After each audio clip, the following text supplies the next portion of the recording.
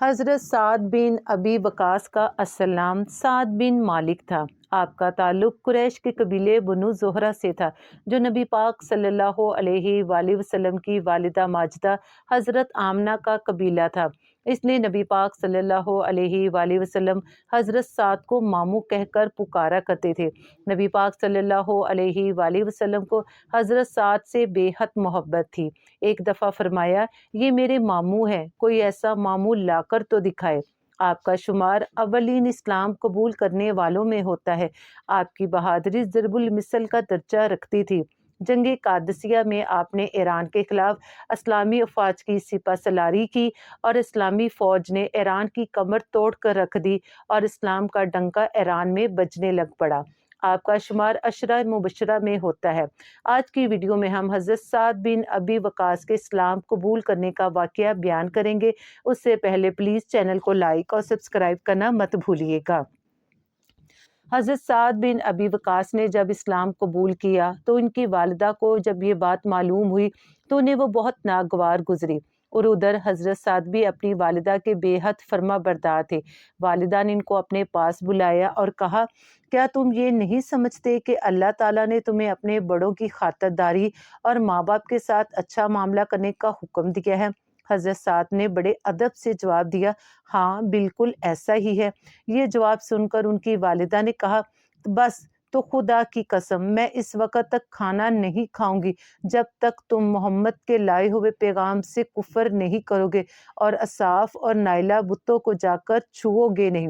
اس وقت کے مشرکوں کا طریقہ تھا کہ وہ ان بتوں کے کھلے منہ میں کھانا اور شراب ڈالا کرتے تھے۔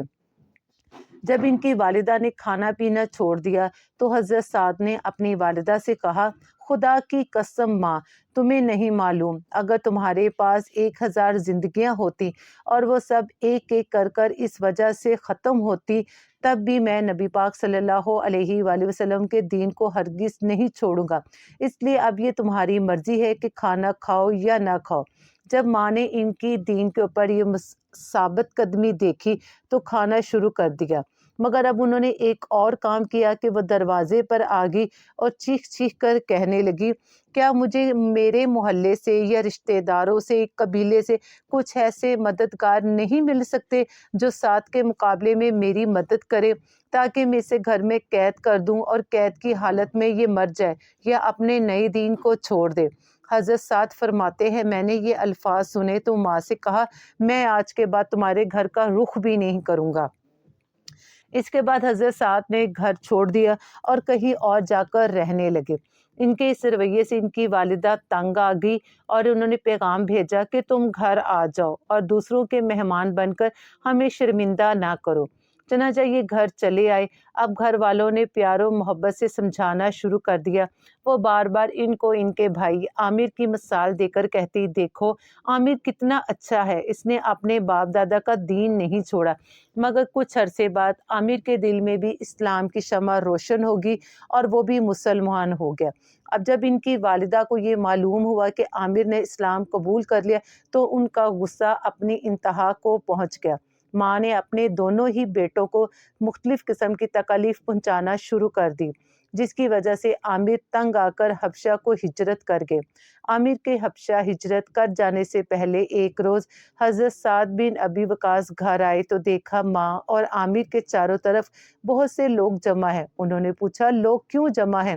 لوگوں نے بتایا، یہ دیکھو تمہاری ماں نے تمہارے بھائی کو پکڑ رکھا ہے اور اللہ سے عہد کر رہی ہے کہ جب تک عامر بے دینی نہیں چھوڑے گا اس وقت یا نہ تو یہ کھجور کے سائے میں بیٹھے گی، نہ کھانا کھائے گی اور نہ پانی پیے گی۔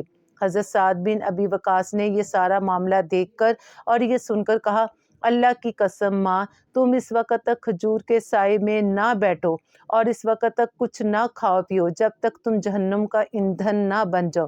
انہوں نے ماں کی کوئی پرواہ نہ کی اور اپنے دین پر ڈٹے رہے۔ یہ تھے حضرت سعد بن ابی وقاص کے ایمان لانے کا ایمان افروز واقعہ، اور اس کے بعد کس طرح انہوں نے ثابت قدمی کے ساتھ اپنے دین کے اوپر ڈٹے رہے اور نبی پاک صلی اللہ علیہ وآلہ وسلم کے ساتھ محبت اور وفاداری کی اعلیٰ مثال قائم کی۔